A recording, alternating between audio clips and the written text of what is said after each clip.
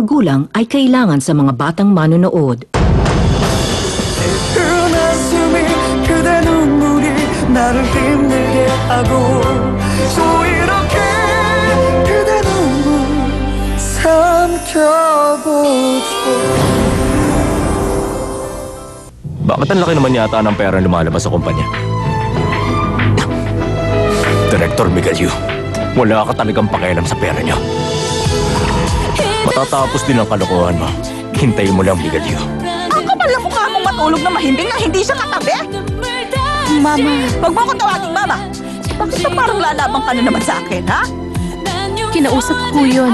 Humingi ako ng tawad pero ayaw niya akong pakinggan. Kaya Inasar mo siya kaya lalo siyang nagalit. Oh, Uncle. Nagpunta kayo sa Bikers Club? oh, bakit? Ikaw, saan ka galing? Sa office ng San Apparel. Pupuntahan ko sana si Mr. Alvin Park. Pero wala pa siya ron eh. Ay, hindi ka nakipag-appointment? Gusto ko rin kasi makita yung office nila ron. Pero makikipag-appointment na ako sa susunod. Tama yan. May tanong ako, Gabriel. Okay lang ba sa'yo yung pagmumotor ng uncle mo? Anong opinion mo ron? Bakit mo naman naitanong? Tama na. Huwag mong pansinin niya si Manuel. Alam mo kasi, nag-aalala ako sa uncle mo. Feeling ko, delikado ang pagsakay-sakay niya sa motor. Ano ka ba? Cool nga yun eh. Uncle, bumili rin kaya ako ng motor. Ay, ano ba kayo? Wag na lang! honey, huwag ka na magalit sa akin ha. Hindi ko na talaga uulitin. Ipagluluto kita mamaya ng paborito mo. Dito ka na mag-dinner. Sabay-sabay tayong kumain ni Bella. Sige, siguradong matutuwa siya. Hihintayin kita ha. Bye. Bella, maagang uuwi si Daddy. Hey, maglalaro kami!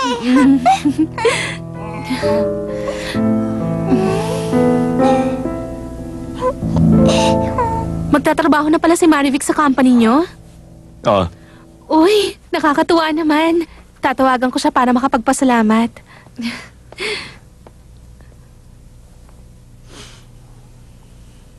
Teka, bakit mo ba inaamoy yan?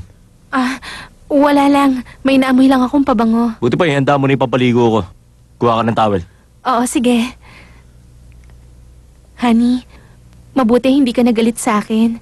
Basta, magiging mabait na ako sa'yo at kay Mama. Eto na.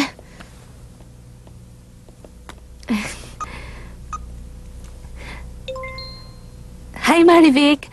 Magtatrabaho ka na pala kila Daddy? Salamat ha. Iniimbita mo ako sa inyo? Saan ka na ba nakatira? Oo, sige. Dadalawin kita.